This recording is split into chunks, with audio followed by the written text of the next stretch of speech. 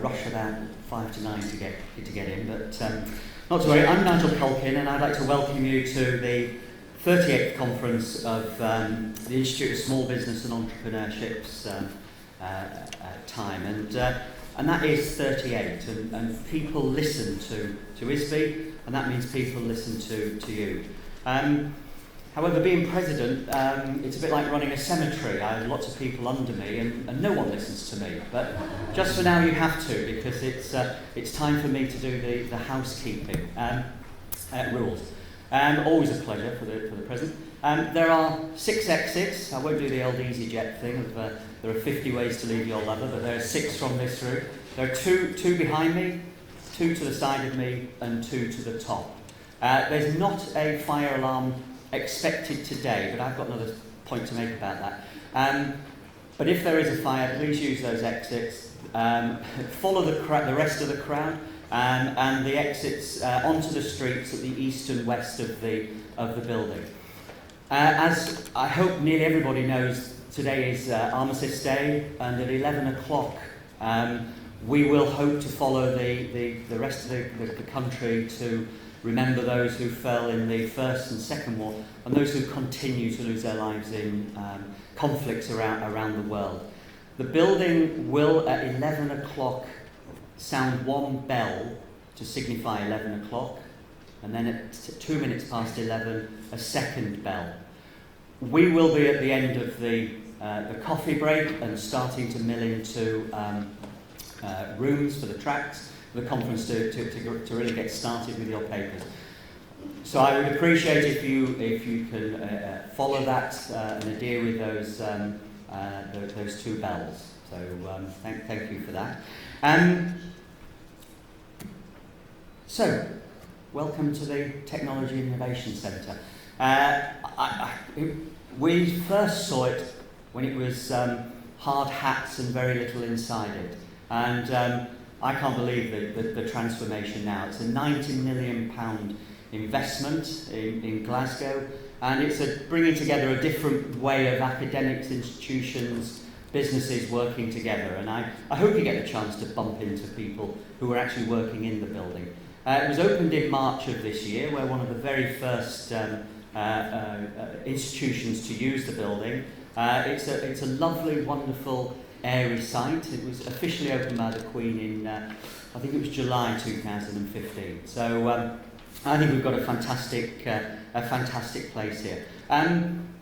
Glasgow is very welcoming. It was slightly wet last night, but I hope those of you who made it to the civic reception, the drinks reception, enjoyed yourself.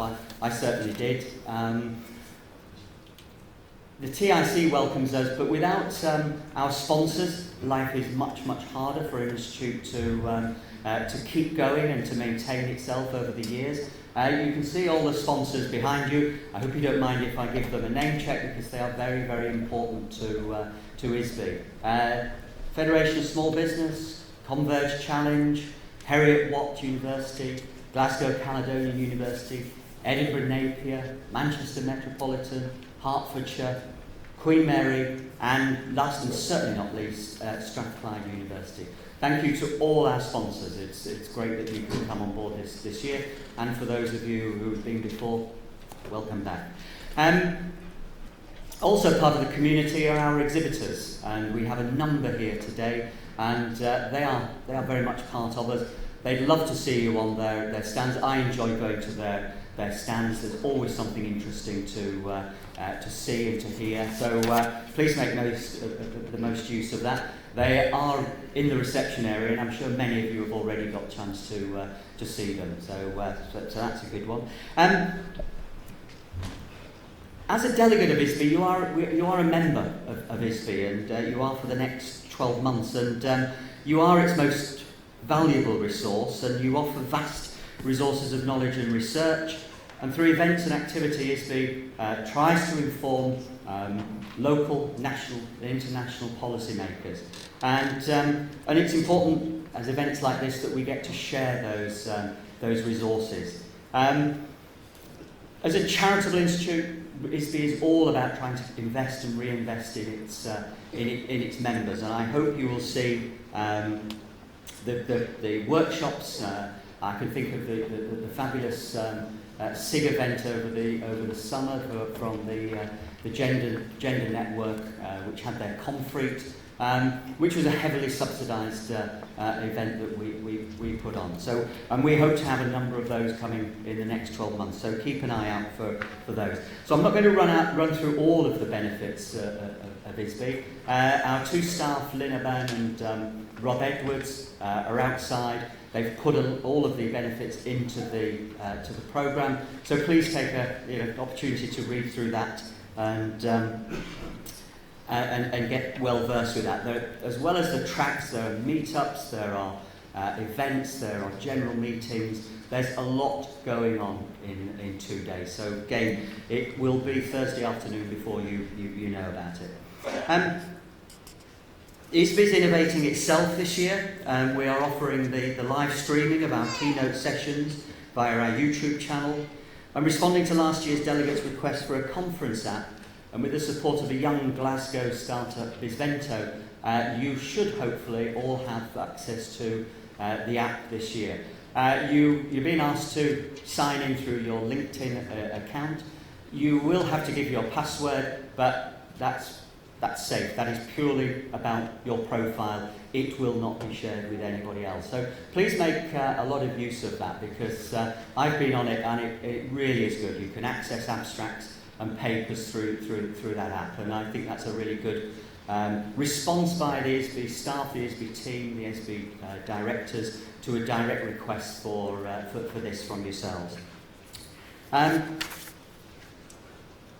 What I would like to say before handing over to Professor Laura Galloway, the conference chair for the 38th conference, is that part of our strategic review process and our desire to ensure that ISBE not only meets but exceeds the expectations set by our members, I would encourage you over the next couple of days to tell us how we're doing and what we could do better. So I would like to invite you to provide feedback virtually throughout the conference app, or physically on the boards that you will see around you. And it's very important that we get that information and get it quickly. We're already planning for next year's conference in Paris in October, and we would like to take on board any innovations from yourselves. So that's enough from me. Welcome once again to Glasgow, to the Technology Innovation Centre in Glasgow, and I'd now like to welcome Professor Laura Galloway from Heriot-Watt, who is our conference chair.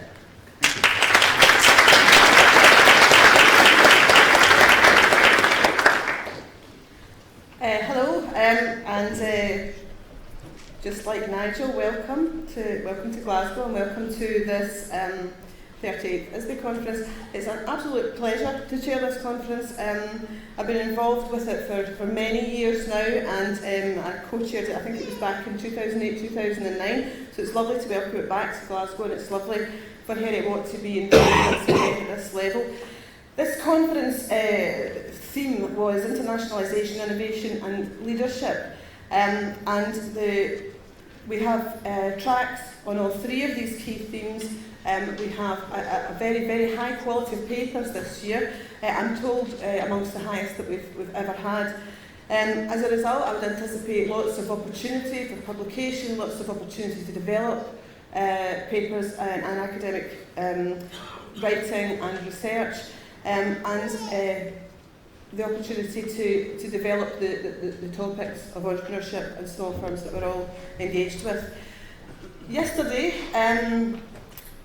my colleague at Heriot-Watt, Mike Danson, and Jeff Whittam at Glasgow Caledonian University ran an excellent doctoral day. It was very, very well attended, but kind of more important than that, the participation in it was really, really excellent, really brilliant. So I'm very grateful to them both for doing the work involved with that and running such a good event.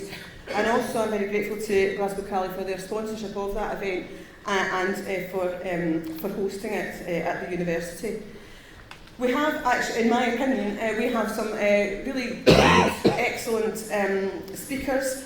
You're going to be introduced to the first two of them just in a few minutes. But I just want to take the opportunity to thank in particular Olga Kozlova from Converge Challenge, who is going to come in, and to encourage you to go and see that. Converge Challenge is Scotland's biggest spin-out and knowledge transfer competition from the Universities of Scotland. It's an extremely successful programme, having started its life at Heriot Watt, and now it's a national competition. We're very fortunate to have Olga to come in, who's led it from its inception, to come in and talk about that. And I would encourage everybody that works, particularly in a Scottish university, but also beyond, to look at that model and see what you can learn from it. I also would like to personally thank Claire Seaman from Queen Margaret University, because she has been a really excellent help to me in terms of organising the conference. And the second day's lunchtime speaker, Martin Stepek, from the Chief Executive of the Family Business Association, she has really done all of the liaison with that and brought us a truly excellent speaker. Again, anybody that's involved in research and family business, family firms, and anybody really in the Scottish business and research communities know Martin Stepek and his long family tradition of family firms and his role in the Family Business Association. So we're very grateful to that, for that. The other thing was that we were going to this year have an industry day. The industry day has been postponed. I'm told the Small Business Awards are in Edinburgh, and I'm told George Clooney's the speaker. We also have a start-up event running at the SEC down the road. So with that as competition, I think that our industry event wasn't going to be able to compete, particularly not with George. So what we've decided to do, we had some really great engagement with that from the local business community, and we're very, very grateful for that. And what we're going to do, myself and Batichi, who will speak in a few minutes, is that we will lift that event wholesale and we'll move it to the spring, I think, and make it a separate, discrete ISBE event. So that's sort of something to look forward to, and look out for the information about that. Can I also just, I'm nearly finished, I promise, I just want to take the opportunity to point out that ISBE itself has spent the last 12 months going through a wee bit of structural change. And so they've been kind of bedding into their new structure. And I have to say, I'm full of admiration for Linn and Rob and Nigel as well, and the board, the ISBE board, for making that transition appear seamless. I think that the conference organisation has been excellent. I've had very little to do, and I'm very grateful for that. So a big thanks, and I think a big hats off to Linn and Rob and Nigel for all of the work that they put into creating this event. I'm now going to just pass you over to Batichi, who is a professor at Heriot Watt and a colleague of mine, and he's going to co-chair this conference. And he's going to introduce our keynote speakers, Ivor and Gilad Tiefenbrun from Linn Products. Again, everybody in Scotland will know this company, everybody in Scotland will know these names. So we're very, very fortunate to have people of this calibre coming to talk to us about their experiences, not just of being in business, but of father and son and all of the dynamic involved in that. So on that note, I'm going to say thank you once again for attending. I'm looking forward to an extremely good conference, and I'm going to hand you over to Uma. Okay, thanks.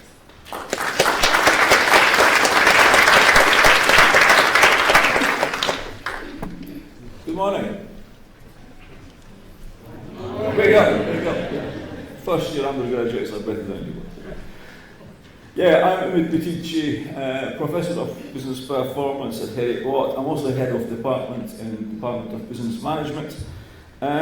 My job today is threefold. One, introduce the keynote speakers this morning, sum up their presentation at the end, and chair the Q&A.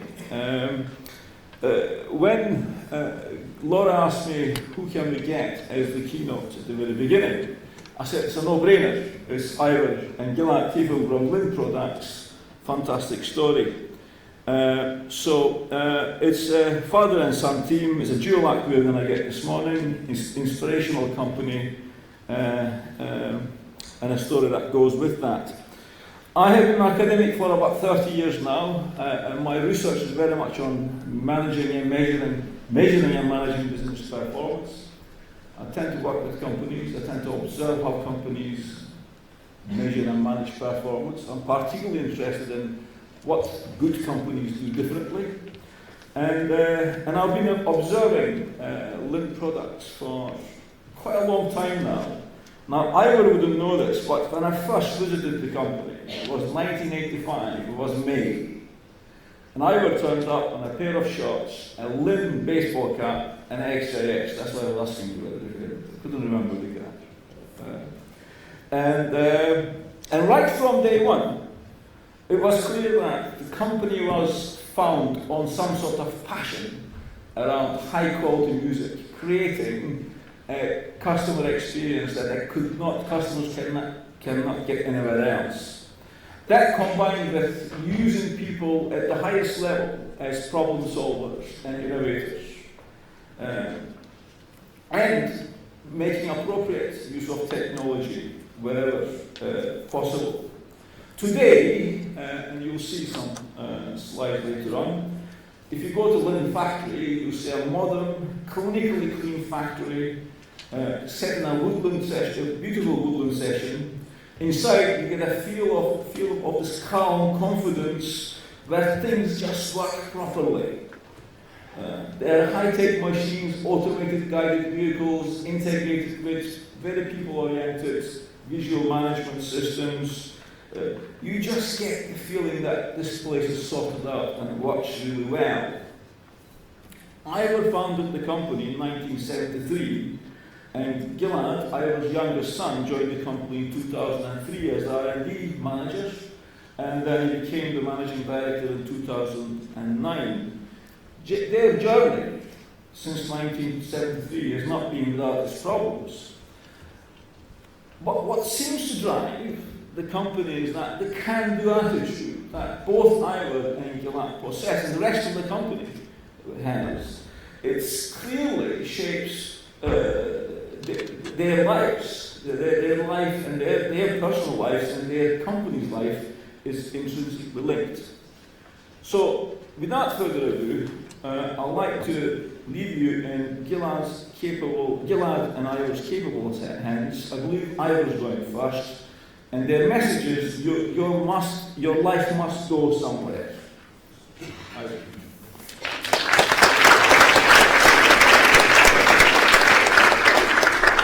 Thank you, Umid. I hope that sounds clear enough. I'm very critical about Chinese-made sound systems. My name is Ivor Tiefenbrun. As a young man, I admired the rally drivers who were able to drive flat out. Please don't turn the sound up. It's feeding back. Could you turn it down a little bit? Who could drive flat out, round bends and over blind summits with any mistake, like turning up the volume here. Could you just turn it down a little bit? You can all hear me, yes? Yeah. Until they turn the microphone up too loud, as they're doing now again. You could drive flat out over blind corners and blind summits when any mistake or mishap could be fatal.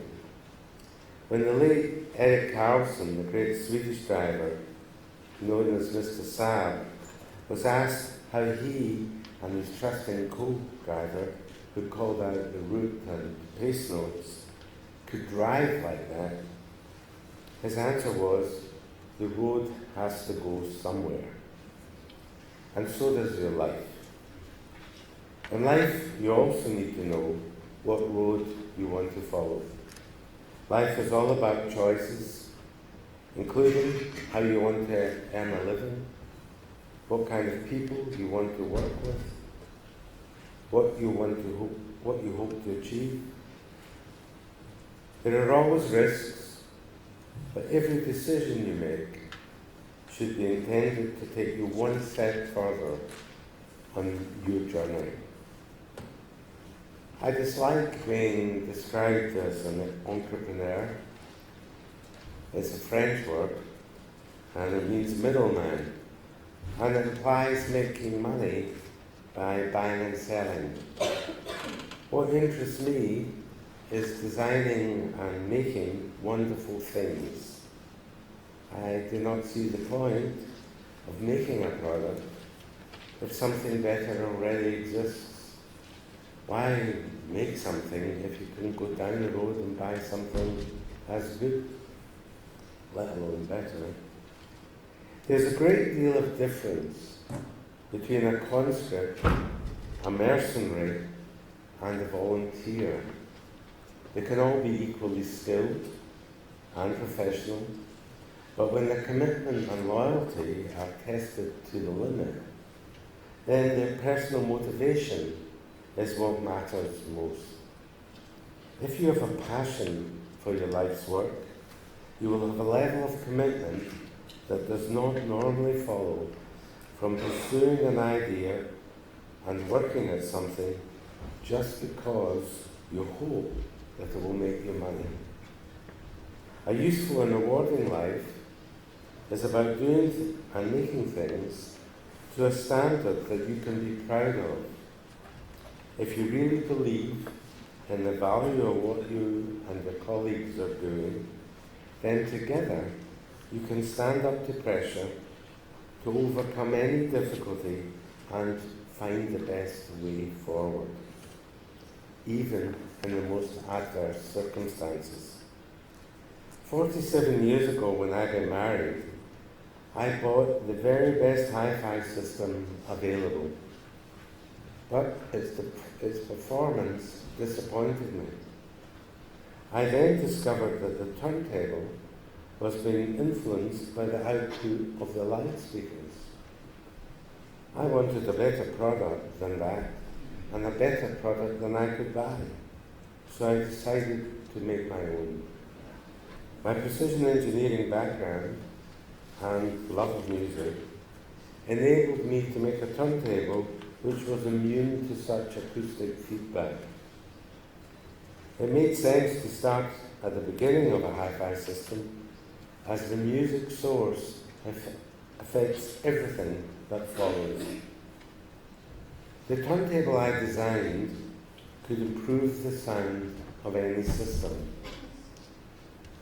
It's now, I think, the longest lived product in the hi-fi industry.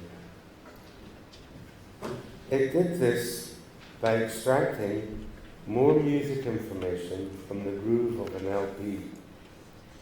Conventional wisdom said that the loudspeaker was the most important component, and that the turntable could not improve the sound. The expert said a turntable just goes round and round. I used to reply, the loudspeaker just goes in and out.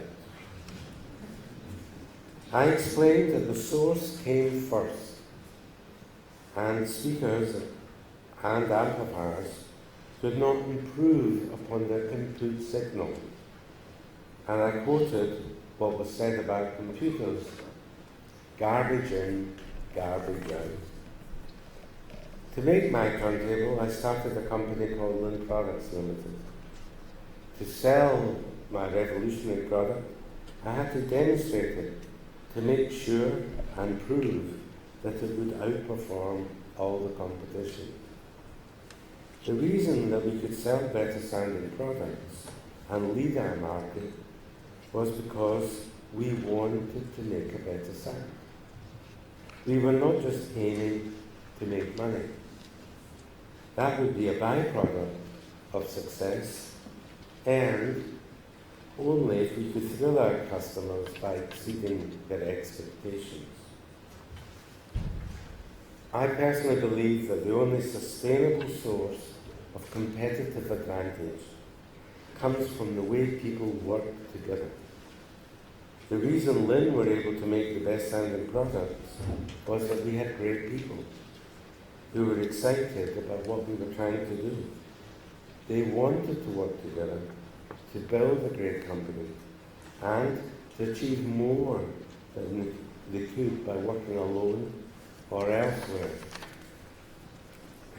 I built my company around family-sized teams, where everyone knew that their contribution really mattered. Anyone can destroy a company, and anyone can have an idea or spot a problem or an opportunity for improvement. I didn't want to treat anyone in a way I would not like to be treated. I wanted my company to look after suppliers, customers, and our own people. The exact same set of values helped build our company, shaped our strategies, and impacted upon how we designed and made our products. And indeed, everything we did and still do. We had a flat, egalitarian structure, which was quite easy in Glasgow. Open standards and standard interfaces, and the shortest and most direct communication and signal paths.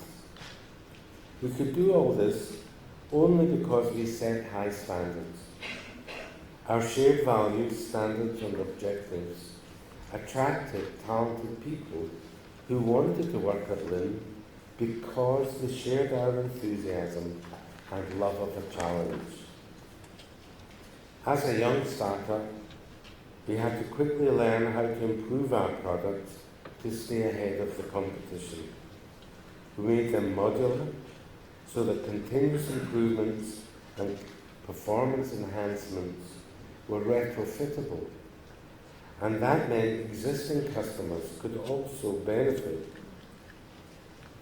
Yesterday's customer built our business, so we look after them. Because we sold our products by demonstration, we soon realized that to learn how to improve their performance, it made sense to make every component in a sound system. This was quite radical. The conventional wisdom was that you had to specialize in making record players, or the tone arms, or the cartridges, or amplifiers, or loudspeakers. You couldn't be good at everything.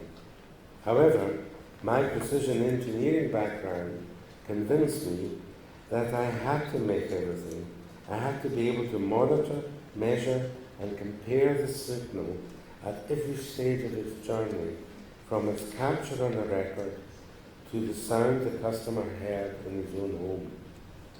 We even started to make our own quality control test recordings.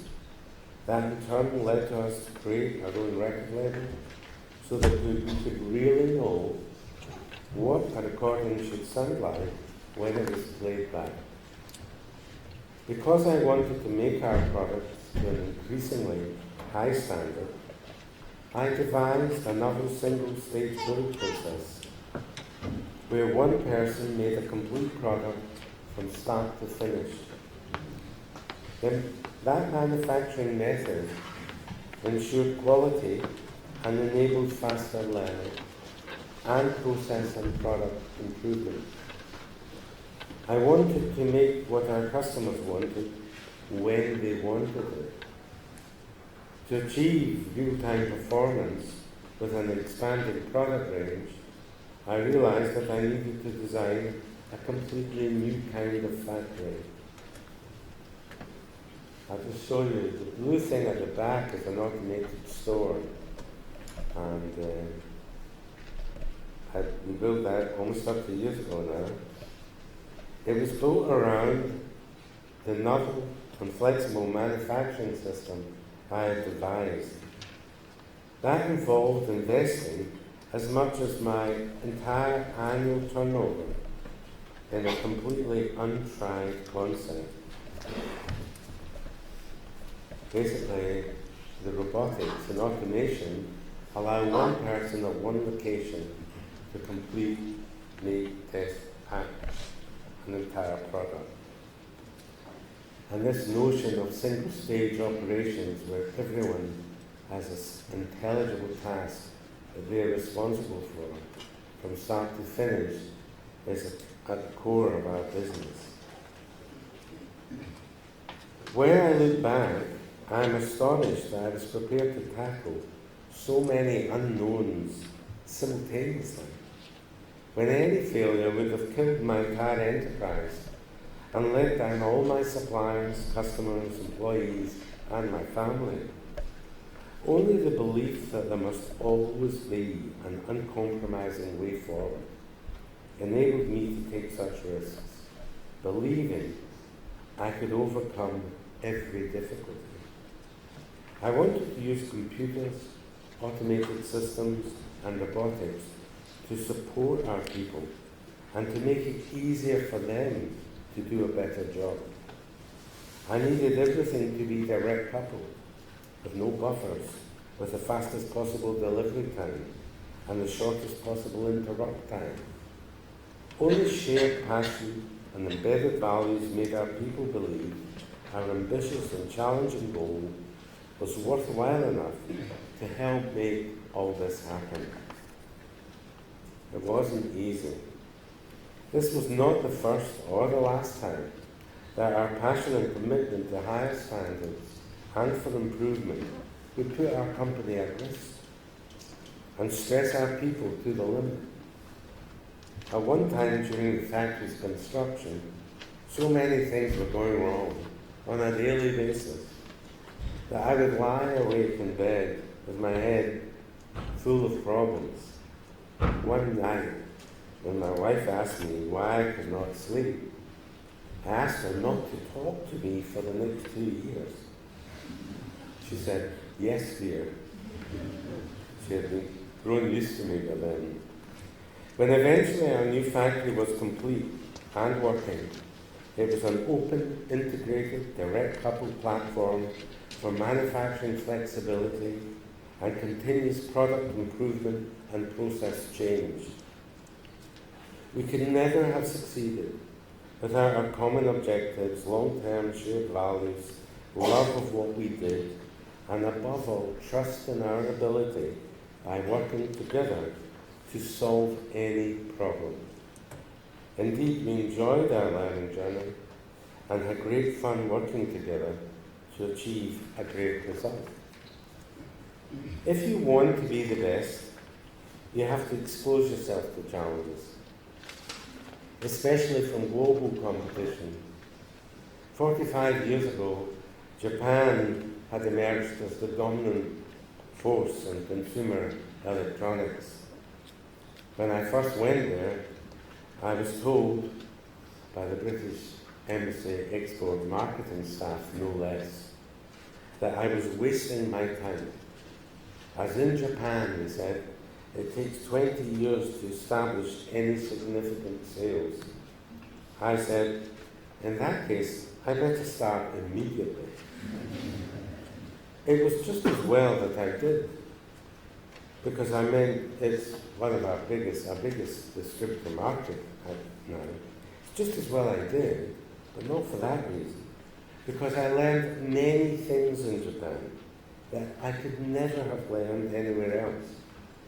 Key components, standards, and formats are designed, made, and set around the world. So if you want to be the best at something, you have to compete everywhere. The bottom line for Linn is that we are about creating long-lived products that are enjoyed and cherished. They're seldom, if ever, thrown away. After over 40 years, and you can still maintain our original turntable and bring it up to the current standard. After over 40 years as a learning company, we can say that our products give more pleasure, retain more value, and can be supported, upgraded, and redeployed over a lifetime. They are more reliable and offer better value and above all better sound quality than any other competitor.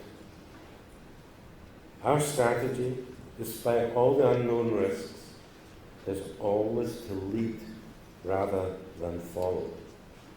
There is no other worthwhile way to win.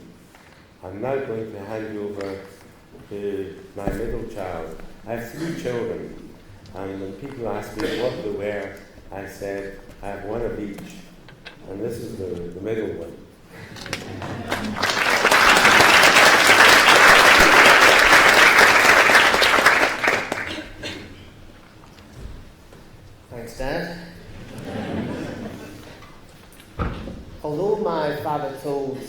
all of his children that we would never work at Linn, not wanting to put either an obligation or give us a soft option upon us. I always believed that I would. After all, I'd completed my first work experience in the company as a teenager, building my own loudspeakers that I used in my bedroom for a few happy years. Then again, in my gap year, I worked in the factory building products, saving up money to travel around the world. Then again, in the summer placement during university at Edinburgh. And then again as a new graduate while waiting for an opportunity to find work in London, which eventually arrived.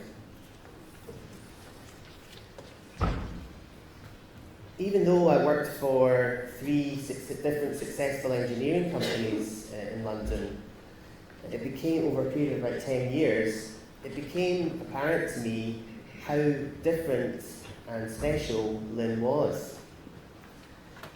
I was able, through working in these places, I was always in my mind comparing the culture and the structure of the organisations with what I'd experienced growing up through Linn.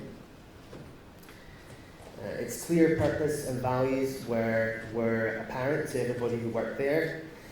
They were embedded in the workforce. The team structure was embedded and as my father explained, was the basis of our competitive advantage through people working together.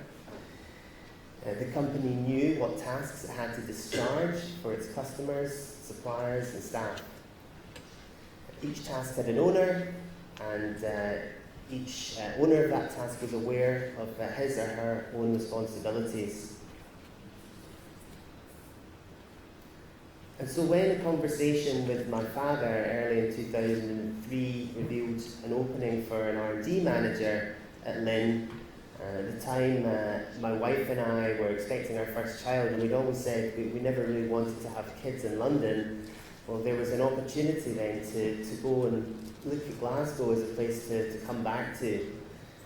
And what I hadn't realised though, in taking up this challenge in Glasgow, was just how ill my father actually was at that time, suffering from inflammatory bowel disease, which severely restricted his movements, and his absence was having an impact on the company. It was clear that Linn was straying from the path that my dad had laid down, that he described to you, and it was different to the company that I'd left 10 years earlier. In the quest for sales growth, the company had greatly expanded its product range, and the R&D team that I'd left in 1993 with 11 people had grown to 50 people. There was a newfound pressure to hit deadlines. I remember when I arrived, a particularly disgruntled team of engineers telling me that they'd had Christmas cancelled the year before in order to meet one of those deadlines. All the new products were running late at that time, all the new products under development, and perhaps in the rush to get them to market, some of the products had reliability issues and were being returned through our retailers. The introduction of CD players and also home cinema had driven a product proliferation. And all these new products, these digital products, had their own particular standards, proprietary formats, and licensing agreements that were subject to pricing and commodity pressures. And those had not been there in the turntable-based origins of the company. Now, to make matters worse, of course, for most people, CD was a breakthrough in convenience. It allowed people to use remote control for the first time, to skip the tracks on the CD. They were harder to scratch than a record, or at least were perceived to be. But from our customers' point of view, the sound quality was not as good as that on a vinyl record, and so our customers were disappointed. Another factor then that put us under pressure was that we didn't want to make a CD player until we could make a better CD player, one that would outperform the competition. But we did. Eventually, in fact this was the top of the range of the CD players that we made, the CD12, and this took an entirely novel manufacturing approach and was machined from solid aluminium, and actually it was our partnership with our Japanese distributor that led to the actual conception of this product. So going back to what my dad was saying about competing worldwide, if it wasn't for our presence in the Japanese market, we would never have conceived of this product, which is widely regarded as the best CD player that was ever on the market. There were two crucial differences between CD players and turntables. Firstly, the proprietary laser and chipset that was required for a CD player could not be manufactured at Linn, and instead had to be acquired through the consumer electronics supply chain. This involved us in supplier relationships where we were not the main priority. The large consumer electronics companies like Sony and Philips and so on, they had first call on the supply, and so they were able to dominate that supply chain and its requirements. Our concerns, as you've heard, were about quality first and foremost. And so we had to pay through the nose, not only to access the chipsets, but to be able to make modifications to them that would allow us to improve the basic level of performance that was in your £100 CD players. Worse, with each evolution of the chipset technology, and they were frequent, we had to go through that same process again. And so you could imagine then, from the R&D team's point of view, the additional effort that was causing, time, cost, and stress, job satisfaction. It really had changed the culture within the R&D team. Secondly, CD players could not be designed in as modular and upgradable as a way as my father's LP12 turntable. So for example, with a turntable, you could upgrade it simply by improving the tone arm or the cartridge or any of the mechanical elements of the turntable or the power supply. There was a plethora of straightforward and affordable ways for our customers, still are in fact, to upgrade their LP12 turntable. However, often a new CD player had to be built from scratch. And so that would mean that in many cases, in order to access the latest performance from CD, our customers would have to repurchase. They'd have to either buy a new CD player, or when new formats came along like DVD, DVD audio, Super Audio CD, then they had to buy, and you'll know this yourselves, you couldn't just upgrade your CD player to a DVD player, you had to buy a new product. And that was the way that consumer electronics changed the world. It started to become acceptable that things would be designed and built, bought, and then discarded. And that's that throwaway culture, totally the opposite of everything that Linn stands for.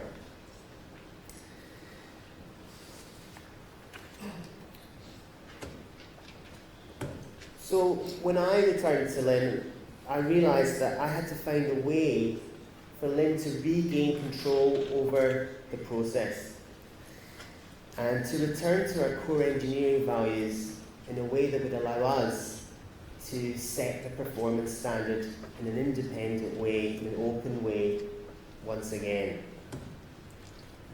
Now, as luck would have it, when I was down in London, the last 5 years I was there, I was working for an engineering company called Symbian, who were building the original smartphone operating system used by Nokia, Motorola, Ericsson, etc.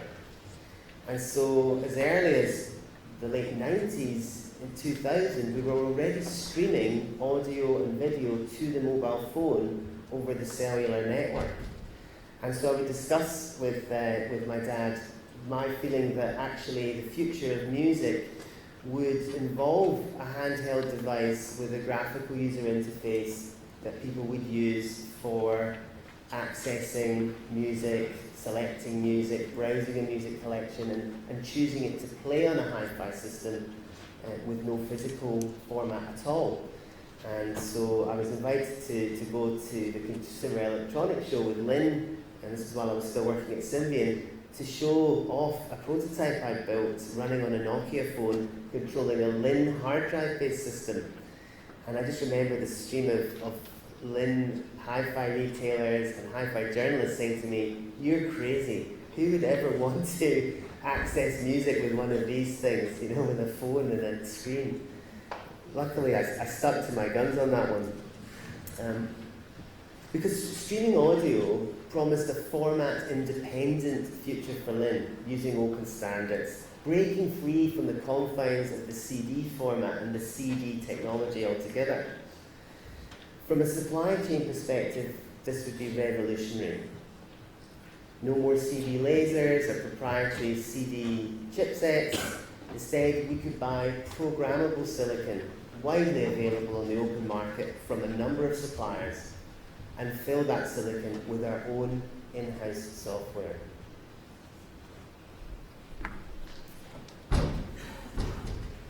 So this is the first of the products that we made of this kind. Now in concept, it's very similar in looks to the CD player, but with nowhere to put a CD.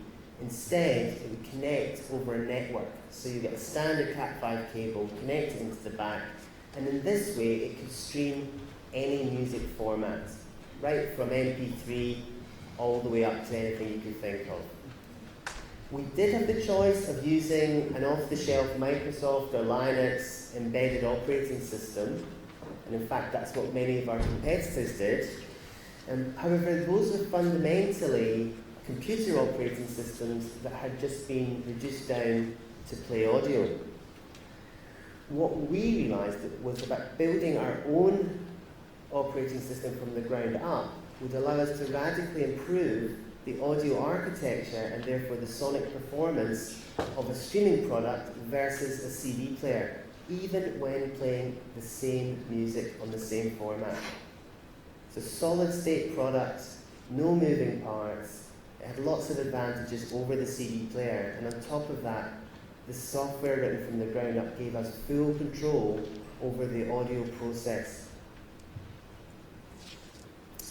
So that got us back to this commitment to open standards and interfaces, and it freed us up from the influence of that supply chain, of any one supplier in the supply chain we were now using.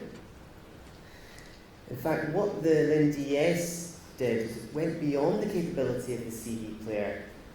Now that's because since probably 1999, any recording engineer worth their salt had been recording music at much higher than CD quality in the studio. No longer using a tape to record to, now using a hard drive, modern recordings were captured at 24 bits as a studio master. And our Linn DS players were capable of playing that 24 bits natively and bring that straight into our customers' homes for the first time ever. So a real breakthrough in performance. At the same time, we launched from our record label a website offering, linnrecords.com, that allowed anybody to download the original Studio Master in that pure 24-bit format, the Studio Master format. And when we launched this, we made the music available in 24 bits, and in CD quality, and in MP3, and we had 3 different price points.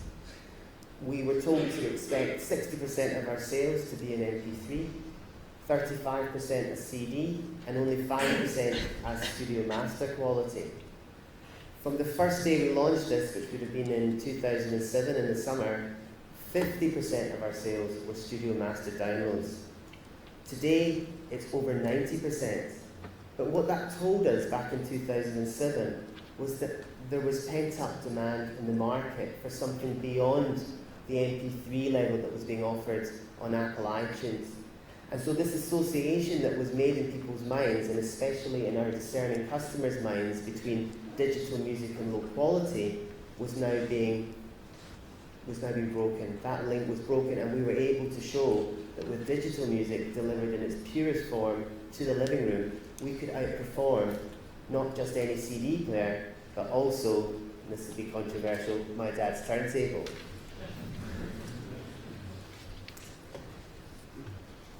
Amazingly, just like the LP12 did the best job of retrieving information from the groove of a record, the Linn DS players did the best job of taking a digital data stream and turning that into music.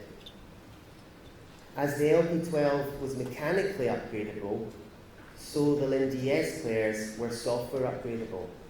So we're trying to get back to that world of the LP12, but in a modern computer sense, in the way that the CD player didn't offer. When we launched the first streaming players, they only played the highest quality formats, FLAC and WAV, so that we could access, so we could inspire our best customers. But because of the software upgradability, then over the time that followed, we added all the other music formats, so you could play anything on it. We added internet radio. We have added recently support for these online music streaming services, and all of these upgrades have been offered free to the Linn DS customer base. So that thrill factor that my dad talked about is undeniably back. Most recently, we added support for a digital signal processing technology we developed in-house called space optimization.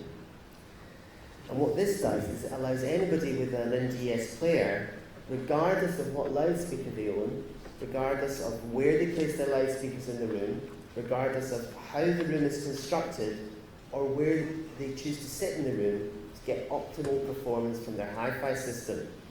So one morning in April 2015, 35,000 Linn DS owners woke up to discover a free upgrade in software that radically improved the sound of their hi-fi system. And the feedback we got from that was just incredible. Now this is our latest product launch called Series 5.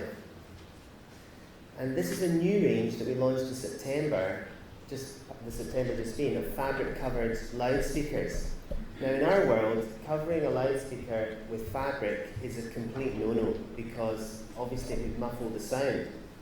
But using another of our in-house technologies, which is also digital signal processing technology that we call Exact, we're able to model the fabric and pre-correct for its impact on the sound in advance, delivering an acoustically neutral result. And this is something that nobody else can do. It's allowing us to partner up. In this case, you'll see partnerships with Harris Tweed and also with Timorous Beasties, which is an interior design company in Glasgow, to create visually stunning loudspeakers that please all members of the family. And that's important because the domain of technology in the home is no longer just down to the traditional sort of man cave idea, and couples are going out shopping together for the wonderful things that they want to have in their home. And so by allowing this level of personalization, we engage both members of a couple or all members of the family in choosing a modern hi-fi system that fits with the living room.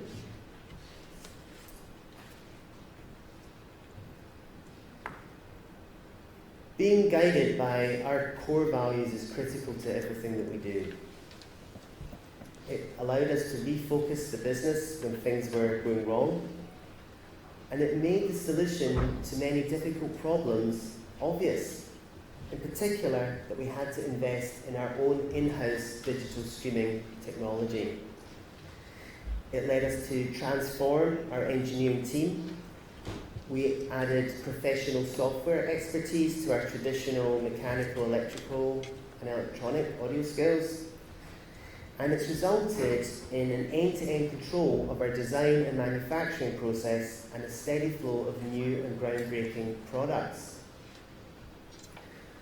Whereas the major record labels and some of the large consumer electronics companies have really struggled to bridge that gap between physical sales and the new modern digital world of music, Linn has not only survived that transition, but is positively thriving on it.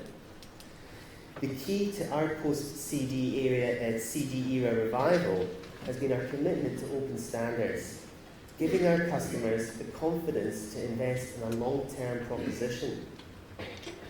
The simple idea that you could walk into any record store in the world and buy any piece of vinyl or any CD and play it on any turntable or CD player anywhere in the world has been lost in the digital world for many people. People are confused. Where does my music come from? Who owns the music? What do I do with my CD collection? If I download music from Apple iTunes, does that mean I can only play it on my iPhone, or how do I get that through a hi-fi system? If I sign up for Spotify and create all of my playlists, what will happen if Spotify isn't around in 5 years' time? If Apple's or Google's equivalents mean the end of Spotify, what happens to all of my time and investment into Spotify?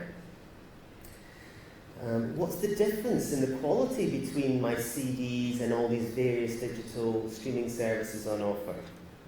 So that plethora of competing proprietary services threatens to confuse the public, and it's without doubt holding back sales and growth in music, in the music industry.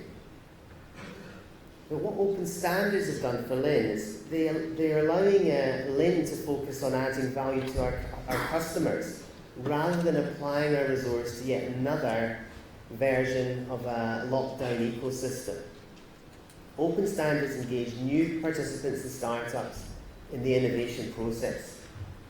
Open standards are the reason that Linn's LP12 turntable remains the longest selling hi-fi product in the world today. When CD came along, all that changed because Sony and Philips sought to monetize the format to the absolute maximum. Now, it's really important, we go back to this life must take you somewhere idea of this talk. To the outside world, it would have looked like Sony and Philips were doing amazingly well with a license to print money with their proprietary CD format. Where are they now? Philips has basically withdrawn from consumer electronics altogether to focus on medical and other things. And Sony's audio division has been radically scaled down, and really it's their PlayStation that's the dominant product that they have. So when you're thinking about sustainability in the long term, open standards are the critical factor. Linn is following an entirely different road. In stark contrast, Linn embraces digital streaming technology in order to set and apply new open standards that simplify and improve life for our customers. Our products are intelligent, software upgradable, and future-proof our customers' investment. We deliver value over the long term.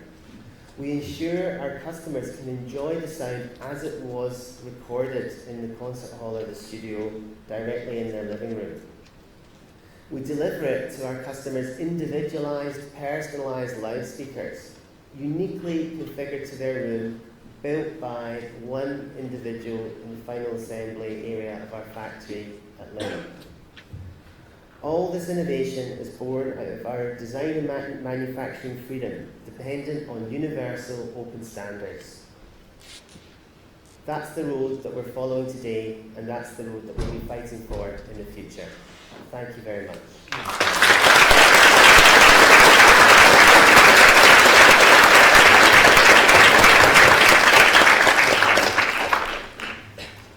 Ivor, Gilad, thank you very much. See if I can do justice to sum this up briefly. Business, as its life, is about choices. As the choices you make, I think some of the message there was you make a choice and you just stick behind it and go with it and stand with it. There were some really interesting messages like doing things you feel like worthwhile doing things you are proud of, making the best products, exceeding customer expectations. And that was all wrapped in the phrase that I think it was Ivor who said, love of what you do. Great people working together come towards a common purpose. There's an intrinsic belief in people in Linn, trust in people, that I think the single stage build message where somebody takes a product, builds it, tests it, puts it into a box and sends it to the customers. There's nobody else checks that product. Intrinsic trust in people and actually getting the great people getting them working towards the common purpose. Gilad's message about core values and returning to the core values. If you got the message there was a slight loss of when Ivor's health wasn't very well, there was a slight loss of competitive edge and troubled waters. And what returning to core values and capturing that upgradable product serving customers for life was key to that turnaround. And there was another message there, breaking from proprietary constraints towards open standards. At least there were 3 instances where the message was, if people tell you it cannot be done, don't believe them. Yeah? There was at least 3 occasions you proved that to be wrong. So, after my 2 favourite management authors, Ghoshal and Hamel, it appears that in management research, we've largely forgotten about the people and emotional component of organizations. And today's message, I think, is a key underlying message in today's talk, is that it's time that we capture the sort of balance between the mechanistic processing things we do in businesses and the people and emotional component of that to create great enterprises that are sustainable, grow, and serve greater purpose than just making money for the owners. Okay, that's my message, my take from this. So we'd like to open we've got about 10 minutes for some questions and answers. So I'll invite the 2 speakers here inside the microphone if you don't mind. And we've got some Roman mics, so can I have some questions, please? I've got some questions. There's one here. If you could just wait for the mics to come down. Thank you. Thank you.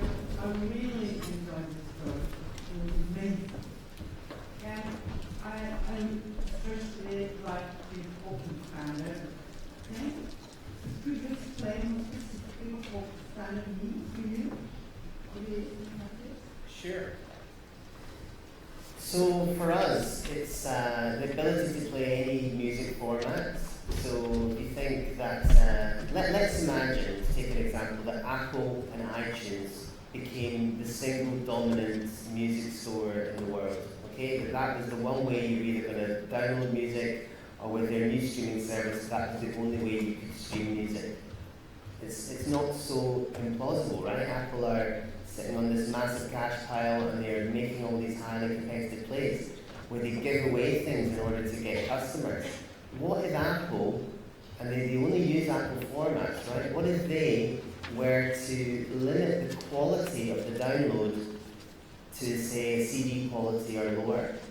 Then that would then set a new lower standard at a proprietary level that would limit the ability for a company like Linn and all the people in our end of the market to be able to compete and differentiate.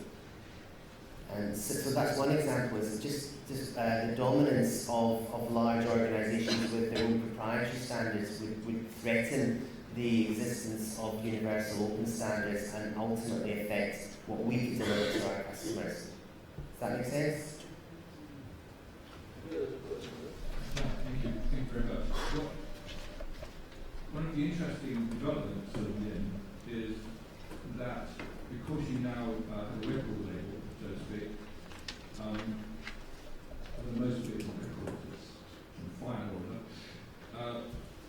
you probably need to have developed a new relationship with a whole set of artists.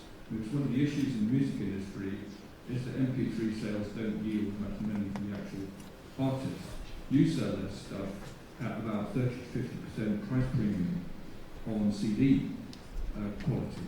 So how do you develop the relationship with the artist that pursues the same kind of values as the rest of your relationships? And what's the payback for them for your price premium? Yeah, the ethos and culture that we have applies equally to the record label and to our relationship with our artists. And so the more observant among you will have noticed the Claire Martin record on the picture of the turntable that we had. So Claire's a good example. She's the foremost female jazz singer in the UK. She's been on Linn Records for 25 years. And the way that works is that it's not just for her about promises of some sort of chart-topping position. It's the relationship that we foster, the fact that throughout the long term we've supported her in all of the creative twists and turns that she's wanted to take in her career. We've made some commercial albums with her, and we've made experimental albums with her. And through the pricing model we are ensuring that all of our artists can actually earn sufficient money to be full-time artists, which is harder and harder these days. Right. I'm Andy Cannon, and one of the people who putting together the Creative Industries track here, and a lot of the things that you're talking about sound very familiar to areas, I'm sure. Thank you, really enjoyed that talk. As an ex-rally driver, I suppose I've got something else to add there, but I'm thinking of the ethos of your company, and there's a slight contradiction in the discussion I'd like to just pick up on, just to help you sort of understand really. And that is, you mentioned staying up all night, Ivor, and all the problems there. You also mentioned the family teams in the company, and the slight stray that we read about in the middle. So in terms of those solving problems in your company, who solved the problems? Was it you as a management team, or was it families that you were talking about within your company?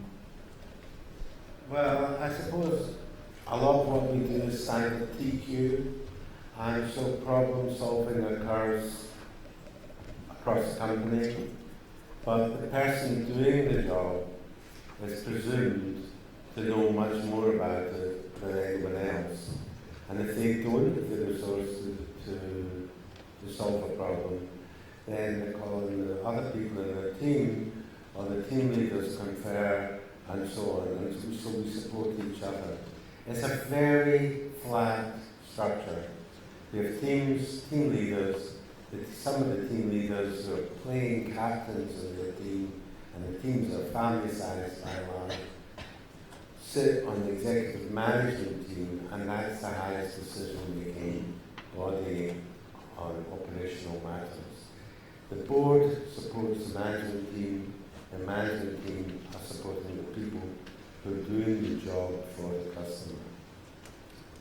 So I'm always a bit bemused when I read in the papers about the health service or some government establishment with 17 grades of nurse.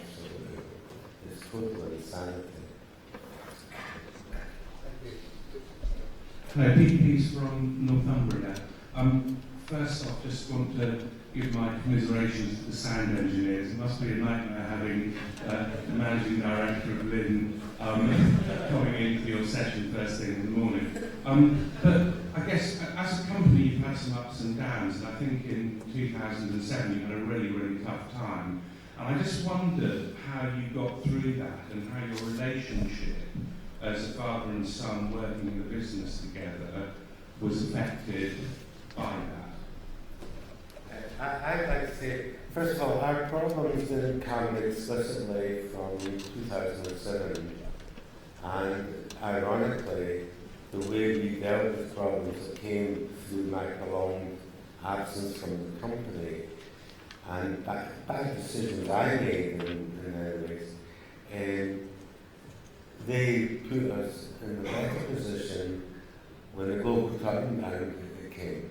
And also the fact that Linn was vertically integrated and we had not outsourced to Eastern Europe or Mexico or China meant when the great global recession came, our competitors who were making all this money hand over fist buying things from China with a 3 to 5 month supply chain suddenly found out that they couldn't sell as much because the demand dropped, say, 30 or 40%.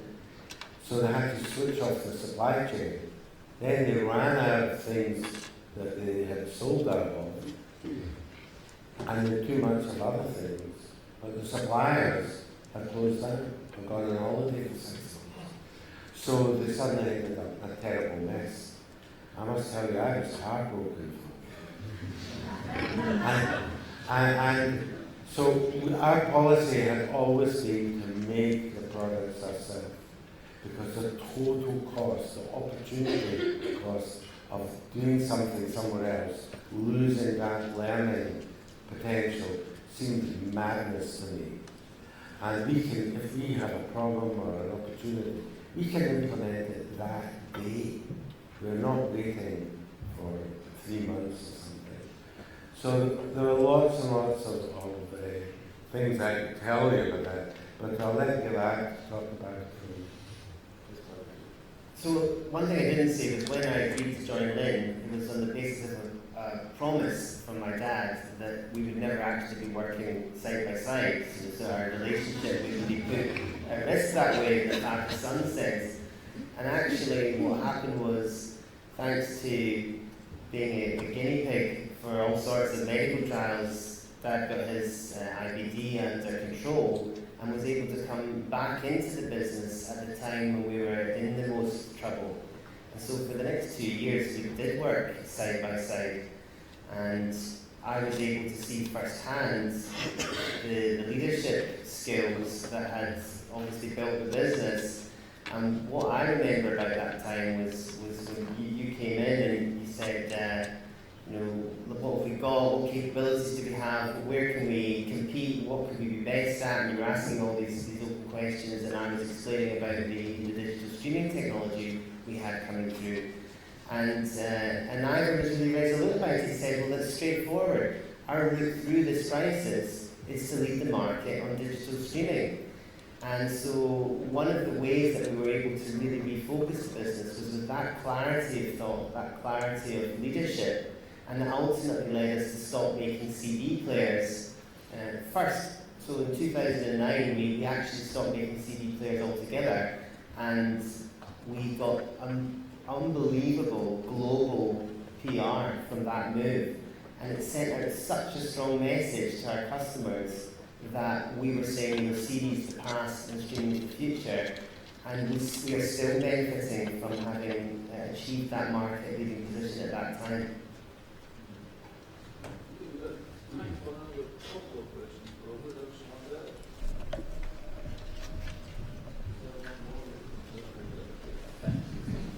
My name is Keynote from the staff of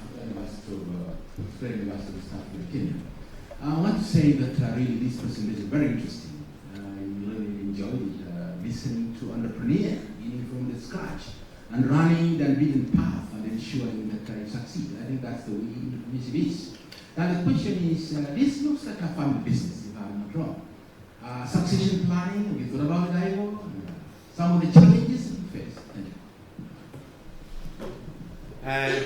I didn't start it as a family business, although, if you like, the family kind of values start the company, because I think the things that apply at family level should apply at the team level and within a company.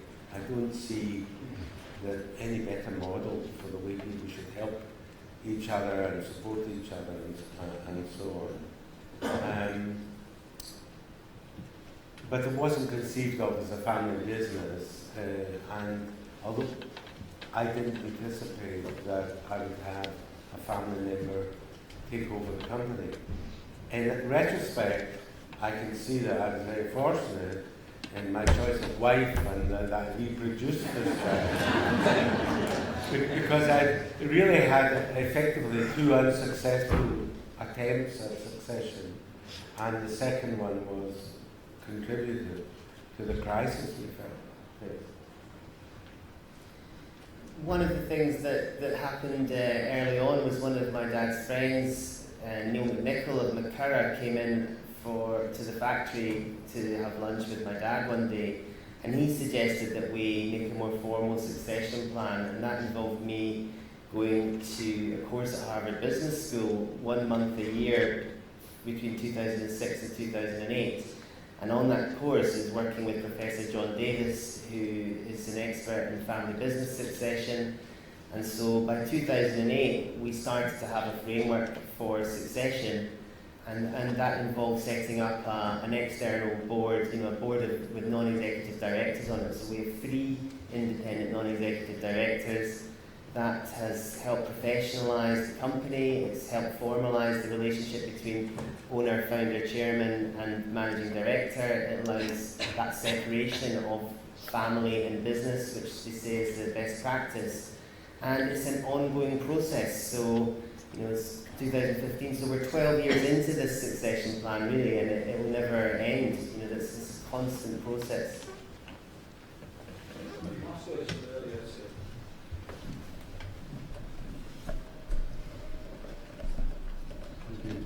Okay.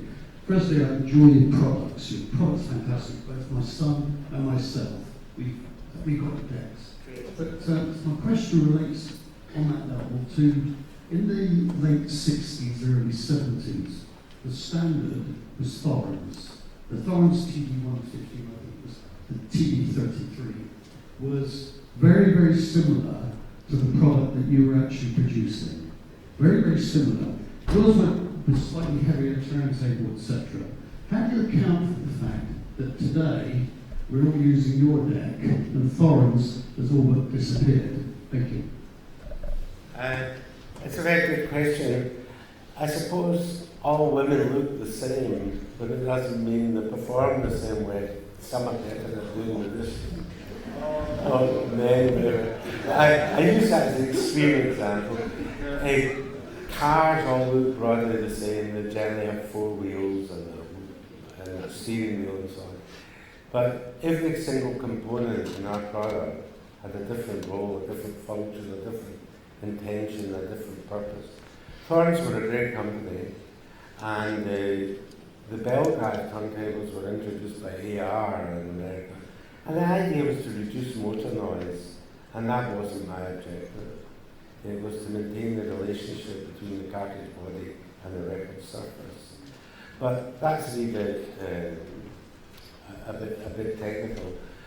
I suppose when I look back, when I came into the industry, British companies were still dominant. We had led this industry with companies like Warfield and Leak and so on. And there was a great second generation of the British Quad and KEF and all the rest of them. And they're all gone or under foreign ownership or just brands. So the things that we did, that pay our suppliers promptly, make things ourselves, and not outsource to foreign countries. All these things which were which were driven by our values and our passion, it turned out that these things have sustained our business. And so I think that is the most important lesson. We would obviously like to share as much as we can with other British companies and indeed companies beyond Britain, but particularly in Britain. And unfortunately, we are the last really significant full spectrum independent player in our industry. And it's not a position that we particularly welcome, and we imagine that that might change in the years to come. But it's because we've made decisions that were centred on delivering what our customers want. I've never forgotten what it was like to be a customer. That's why I get into the business, and that's why we place customers first and so on. I'd like, because I know we're running out of time, to say that my name is Ivor, and if you send me an email at ivor@linn.co.uk, I'll be happy to answer any reasonable questions. Thank you very much.